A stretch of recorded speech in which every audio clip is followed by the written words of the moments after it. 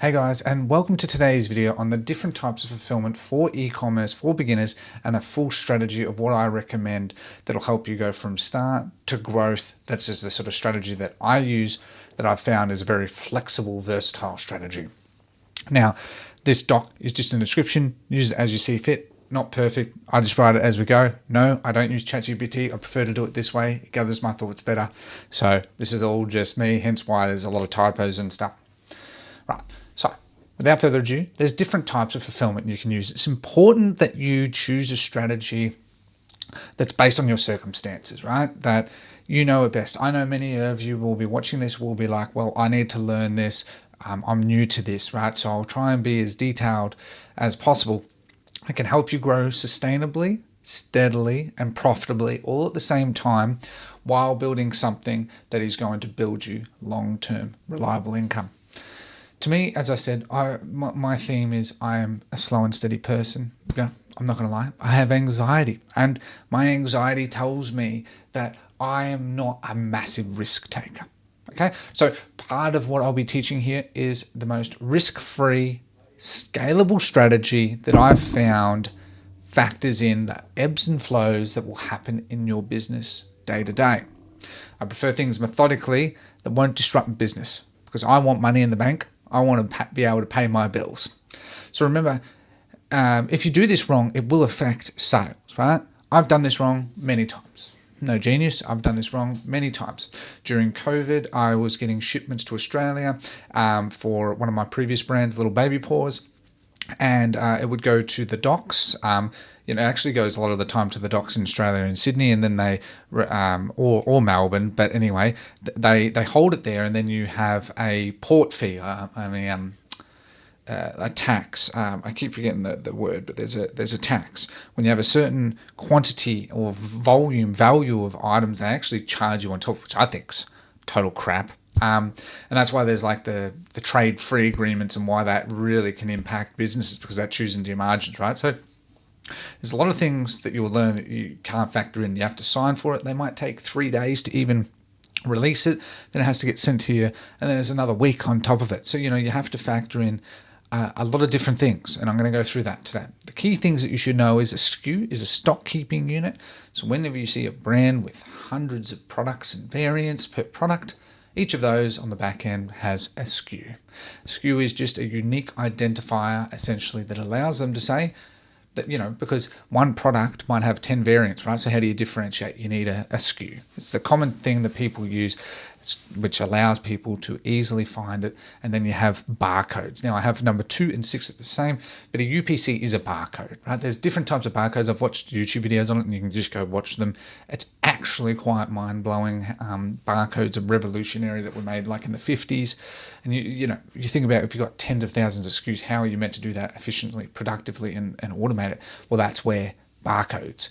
And a UPC is a barcode. It's a universal product code. You can buy them. Like I've actually bought a roll of them off. I haven't even used all of them. You can buy them off eBay, and they're these unique codes that can actually be scanned with a barcode scanner. Okay, and what you can then do is you can make. I actually have to pull it up. I haven't done it in a while, but basically you can then make templates that combine your SKU with the sort of the barcode. You ever seen it where you have, on the tag, you see like the SKU, you see the item, and then the SKU. I won't get too much into that, but basically you can make that so that it allows you to identify, okay, this is the variant blue, this is the product, etc., etc. Okay, so strongly recommend that you learn about UPC codes. You don't need to do it, but like if you're wanting to build a brand and stuff, and especially if you go through my strategy, you will need to know these because warehouses won't accept you and various things won't accept you unless you have a barcode, because they need to be able to scan it quick, push it through, because they work based on volume. So it's really important. You've got satchels are just a packaging item, or boxes. You've got packaging boxes, right? The two most common ones, this size, right? That's sort of the general size. You've got your MOQ, minimal order quantity. That's when you're working with your supplier a lot of the time, or with a warehouse. What's your minimum order quantity? What's your, excuse that, that's never happened before. And then you got your barcode, is basically Number two, as I said as well. So these are the main categories of fulfillment. As I said, I strongly recommend out of all of these, learning Universal Product Code. I haven't watched it in a while. I don't remember off the top of my head. It's been a while. All the specifics, but you can make I make a Google Sheet template with all the information there, because it really helps, because otherwise items will get lost in transaction. I guarantee you. It's actually, that's why companies have entire people that work full time on stuff like this, because it is so fundamentally important. So these are the main categories. So you've got fulfillment at your home, right? So that's where a lot of small businesses start. It's fun, it's convenient, it's the cheapest. It's a great starting point. People find it exciting. I do. I've done it at home. You do what you do. And it's a great starting point. A lot of people do it at home, and they do it at home forever. And I mean, good for them. It gives them the flexibility. It's the cheapest and the most flexible option, and you get the most control, okay? But it isn't necessarily the most scalable. You can use it on social media, which is really good. A lot of people do take pictures because everyone wants to support a small business that's trying hard every day. Who doesn't, right? That's the way it should be. Number two is fulfillment in a warehouse. So you've got, now most of the time this is a private warehouse. You can get small spaces, small office space. Like I've got a small office space. I'm actually using this, for my software companies and e-com brands and stuff. But like I could, if I wanted, turn this into an office where I just fulfill items, get a bag, and $500 a month. Pretty inexpensive if you want to. If you don't have the space at home, if you kids at home, whatever it might look like. You need a computer, a label printer, satchels, or a laptop, and a barcode scanner. Really, is mostly what you need. You probably need a printer too. I have a photocopier here. Anyway, but so you basically need all of those. So you're probably looking at, between all of that, initial cost, but more the computer and label printer, $100, $200, and a printer maybe $100, $150. You probably, with the laptop and everything, looking at $1,000, $1,500, right? Startup costs, right? And then on top of that, office. But again, I would strongly not recommend that until you have some consistency of volume. I actually forgot to include one. There's one as well that I've used where they can come straight to your home as well. Well, that is the one at home. You can either take it to a drop-off point or schedule them to come to your premises. So there's different suppliers that are more focused for small business, where they actually come to your house, you put it out the front, and they'll just grab it and then they'll courier it for you. Okay, so that's pretty convenient as well. You could also do this in your office, but it's a bit more different, right? Especially when you're in a co-office space, right? So there's that. You got a private warehouse. Now I had one of these for little baby paws, and it cost me, I vividly remember, $2.6K a month plus outgoings. This is the utility, so electricity, water, gas. They charge an insurance, and then there's even charging, because they mandatorily make sure you get insurance, right? They don't pay that you do. And that's the insurance for the warehouse to protect the landlord. You got inspections, and honestly, we used probably about, I remember the one in Melbourne, it was probably about a third of the space. It was a massive waste of money, and it was a massive liability because it was a 12-month lease, usually on a 12-month recurring lease. And if you want to break it, they have to find someone else, and otherwise you have to keep just wearing the costs regardless. That's what you sign up for. So that one's quite a risk. And that's something that you should definitely not do until you're doing numbers where you can justifiably factor all of that in for 12 months. What I actually do is, if you want to do it, is you look at the total amount on average that's going to cost you for 12 months, and then say, well, if my business is struggling, do I have the 30, 35 grand in the bank that I could pay that off regardless without having to, have debt. So very important that you factor that in. It does have the big benefit of you get a whole warehouse to yourself. They have location, easily pick up for trucks. You can buy your shelf, but you're going to have to also buy things like your shelves that cost a lot of money. You're going to have to set them up. So again, that's a very long-term one if you really want that control and you have a really good sustainable business. But it's a mistake that I wouldn't do again. I just don't personally think that I would want my own warehouse. So I don't personally think it's that. A lot of people do, and there's a lot of value in it, but I just think that You'll see my strategy in a moment. Then you got your co-private warehouse. Now, this was contingent on that the landlord allows a co-signing agreement because it's a risk to the landlord, especially around insurance and stuff. So, I've heard of a number of cases, but more often than not, it's not allowed, right? But it is becoming more popular where people are trying to do it, where they want the warehouse because they have various large machines to do custom items and stuff. You'll find a lot of people do custom private warehouses when they have custom made items like print on demand and stuff like that as well. And it becomes cheaper. Like you can get 2 people on average, but if you could, in that example, get 3 people in that and I only used a third and they use the others, then you get the benefit of a private warehouse. But instead of that, it's the cost of a private office, small office like mine. So it does have its benefits, but you have to find the right people. The way you would do that is you will meet people at things like retail events is where you would find people like that and vet them, make sure that on the same page, and they'll usually be a smaller business that wants the space but also doesn't need it all. But so that's a bit of a side one. That one's not used as frequently, but I thought it was important to add there. And then you got dropshipping fulfillment. Many of us would know that. There's heaps of them. Obviously, AliExpress is essentially just a dropshipping supplier. There's so many that you can look at. You can basically do it yourself with an API as well. But anyway, I won't get into that too much.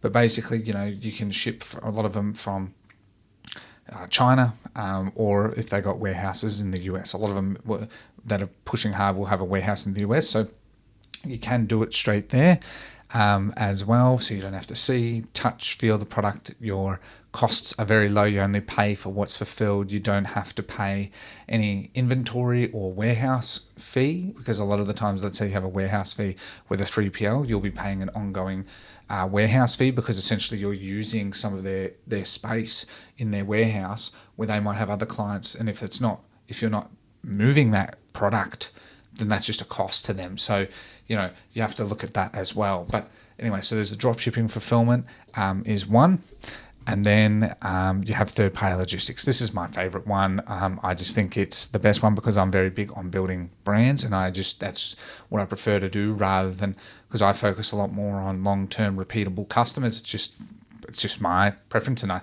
that's where I guarantee everyone that starts with dropshipping always ends in building a brand. That's just always how it is. When I had like Happy Bubs, that was many, many years ago now, I used a 3PL, Borderless 360. It's an Australian one. They got warehouses in like Singapore, China, a number around the world as well. But then obviously there's ShipBob. And, I'm not endorsed by them or whatever, but ShipBob is just amazing. They're all much the same. I don't know which is the best, but as I said, they're all fundamentally the same. So like the costs are nearly the same because they have contracts with similar couriers. The couriers are the same.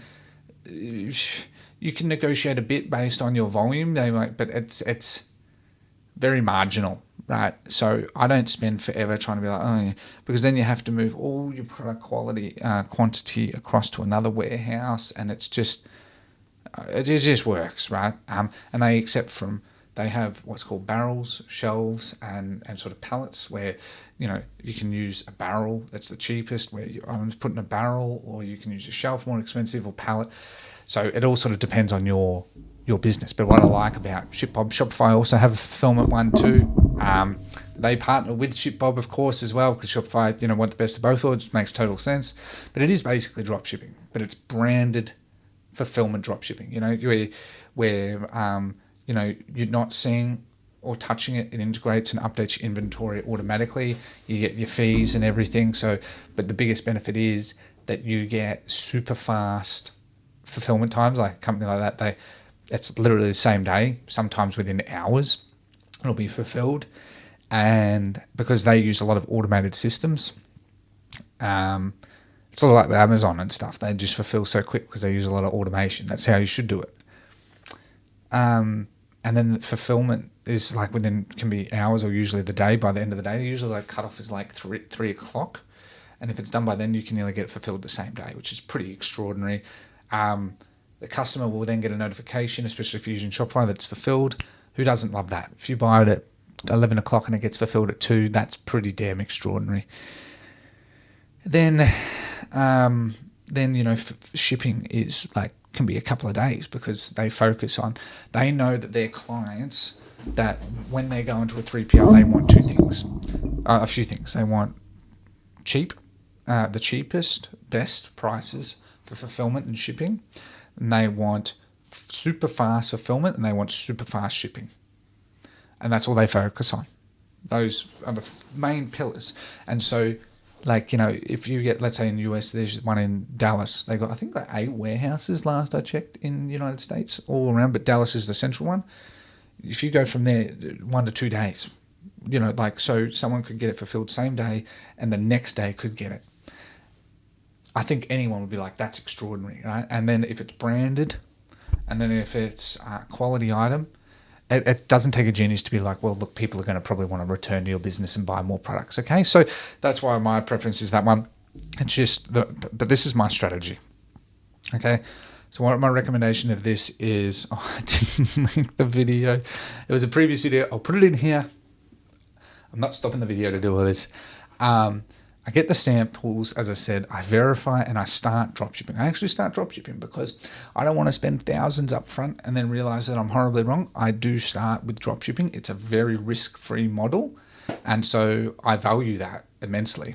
What I do is, once I get 10 orders, I've validated the product. 10 is not luck. Even if it's majorly unprofitable, 10 is not luck. So what I need to do now is I need to optimize the business. I've started to get some data. I know the interest. I've started optimizing. Now I need to optimize my ads and my product. So what I do is I offer people a full refund. So I might have spent, let's say I'm getting $20 cost per purchase. What's that? $200, and then I've made nothing, and I've just lost on each of those items. But I give it because I just say to them, look, sorry, we've had some logistical issues. We've got more orders than we expect, because they don't know that, right? So you just make something up like that. We sincerely apologize. We want to offer you a full refund, and the item has already been shipped, but it might be a number of weeks for it so you can have it 100% for free. But because we said on our website that our shipping is 1 to 3 days, we have not met that, so you are eligible for a full refund. Okay, be transparent about it, because the most important part is don't lie, right? That so many people, and I've done this, so many people, in dropshipping, you focus on putting super fast shipping when it's actually a lie. That's what kills your lifetime value. So don't do that, right? People want transparency. E-commerce, the core fundamental of any business, good business, is transparency. So I offer them a full refund, and I'll be honest, a number of them are so taken back by the transparency of that. They're like, oh, that's fine, thank you, I appreciate that. Please just keep me updated. No joke, you try it and people will say that. Okay, because they're people. They understand there's mistakes, and if you take accountability like anything in life, people forgive you. It's when it's repeated behavior that it becomes an issue, right? But if you're proactive about it, most people are pretty good. So I have had times where I've had to do the full 10, at times I've had to do 7. And the others keep it, and they're actually really happy with it. And I was surprised. And they come back and buy again, because they're like, there's a human behind this, and I'm valued. Remember that. But what I do is I offer a full refund regardless. Again, I look at it. I have to spend $400-500 to validate something. $500 to start a business, to some people, is a lot of money. It is. But to me, that's investment capital. Nothing more. You go out now for a meal here in Australia, and you spend $100 for one meal. I spend 5 times that, and I've started to build the foundation for a long-term business. Okay, you can't compare it. And then I migrate to branded fulfillment. I then get the product with my logo. So I'll go. You can find on Alibaba lots of suppliers to, so Alibaba, and literally just type in. There you go. Branded shoes. Okay, so you can get these, and then you can brand them with your own branding. Put in whatever it is. It's as simple as that. Right? You can see that it's just as simple as that. Even look at that with the logo, because they want to do that. And then you go to them. You can see the minimum order quantity is 2 pieces, and you have a look and see. Are they verified? Are they not verified? What are their star reviews? What are their benefits? Just have a look and click the chat now, right? Contact supplier, chat now. Just look. And what I have a look at again is how many sold. So that's way too many, right? Obviously it depends on the product. You want to look at keeping it minimal and lean, especially in the beginning. And you can, work on things like certified and stuff as well. But obviously, all of this, right? But my point is that's sort of what I do. It's just simple as that. And then satchels.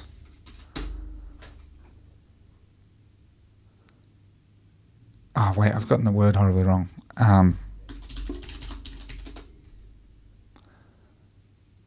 That's what sort of after these. What is it? Oh yeah, parcel mailer. Didn't sleep well last night. Parcel mailer, right? And you can see that you can get these branded and stuff. That's sort of what you're after. Like, that's gorgeous. Right? Look how much it is. It's like what, 15 to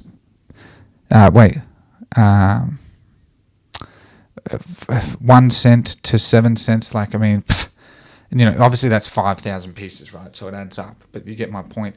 This is one I would do. Here you go. So 100 pieces, and you're set, right? And we're talking there, whatever that translates to, probably $10. So, it's nothing. The shipping will probably cost you more than the actual product creation, but you get my point. So let me update that. I apologize. I've just gone, it's been a while since I've packaging bag. I put packaging bag. I'm just going to put the URL as well. You can see a lot of them have different names because they're all trying to do SEO optimization to see what, to come up in as many filters as possible. Search queries. Where was I?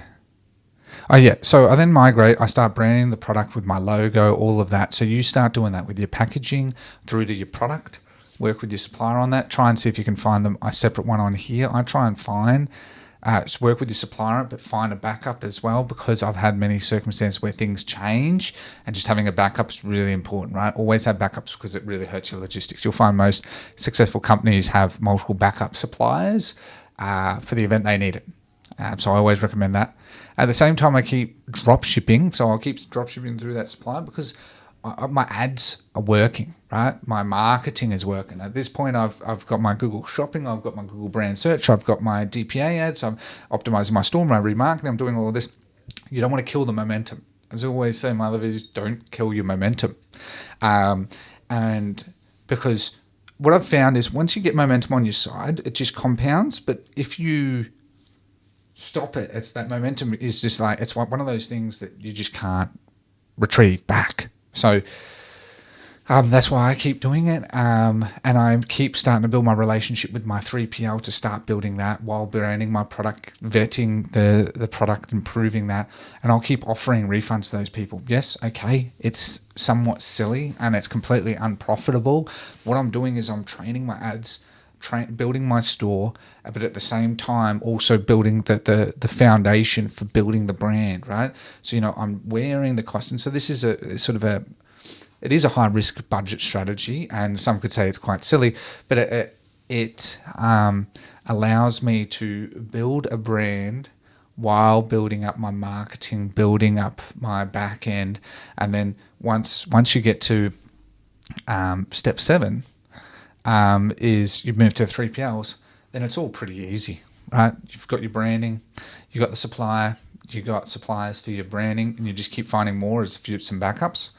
And then you send it to a warehouse, like let's say again in the United States in Dallas, boom, you got super fast fulfillment, super fast shipping, and then super amazing branding because you should make sure you're working on your branding. You got a great product because you should have vetted your product. And then you've pretty much got all the pillars you need to scale, because something like ShipBob aren't just in the US, they're all around the world, right? United Kingdom, in Europe, in Australia. So you've got global footprint, but then you've validated your product, you've built the momentum. Yes, it's cost you probably, at this point, you probably spent $1 or $2 grand, but again, $1 or $2 grand to build out your business foundation for what can be exponential growth that will just return infinite ROI. Okay, so that's why I sort of do this approach. And as I said, I don't get a private warehouse for me, as I just prefer a global footprint. Right? There's benefits to it if I was doing super custom products, maybe like as I said, various print on demand or highly on per purchase, per quote item. That would be different. Or a lot of the times with warehouses, if you're doing furniture and stuff, that can be a real problem. The cost can be really high. That's when you'd probably get your own warehouse. So if you've got huge items, own warehouse, or custom items, own warehouse. But otherwise, 3PL if you've got a more generic product, because that just gives you scalability. Okay. And if you have a bit of both, then that's where you might need to look at some options like that. Warehouses are really trying to open up options like that, but if you have custom items, you will probably still need to do it some parts of that yourself. So it can be a bit tricky, but fundamentally, I don't do heavy amounts of customization. If I'm doing customization, like print on demand, I will use a print on demand supplier like Printful, and some of them I will just be like, you might receive multiple orders, right? Depending on what it is, whether if it's a more static item that's in a 3PL or that, you use both, right? I know it's not ideal. You want to receive it as one, but it's the most cost-effective measure. I didn't put print on demand here, but that is one technically as well. So this is how I do it. So basically drop shipping, but branded quality drop shipping that allows you to build a sustainable brand that people will love and that you should be proud of. Tip, I even ask for images from the 3PL to use for my social media. People love that. Fantastic. And just get them to be like happy in front of it, showing the product there. Everyone loves that, seeing that, right? Who doesn't love that? That's social proof. Okay, but that's a bit of a marketing thing that I've done a number of times. But that's pretty much it, right? That's pretty much how I run it. As I said, you can Google 3PL, literally type, and you'll come up with so many. There's so many, right? But as I said, I've just chosen ShipBob, not for any specific reason other than they do what I need. And as I said, I've been in a number of meetings and spoken with their sales reps and stuff, and they're all pretty marginal because the couriers are the same in most countries, and they're all trying to use similar technology. So it's my experience has been good. So I'm not going to just sit here and be like, I want to try 50 others, right? I do have backup ones because, like what I said with suppliers, you should have backup 3PLs as well. But when something like ShopIFY is at the stage it's at, they've already factored in most of their risk, and they have risk measures and everything. So I've not had an issue, my experience. So that's pretty much how I do fulfillment, and the different types of fulfillment for beginners, and a full strategy of how I recommend that you should do it, that allows you again to build a long-term sustainable brand that is yours, okay? While essentially having the flexibility of not having to fulfill it and stuff yourself, in the most cost-effective measure from beginner through to heavy scaler in a growth company. So I hope that has been helpful. If it was helpful, please be sure to like, share, subscribe. Otherwise, thank you very much for your time. Have a lovely day. Take care and goodbye.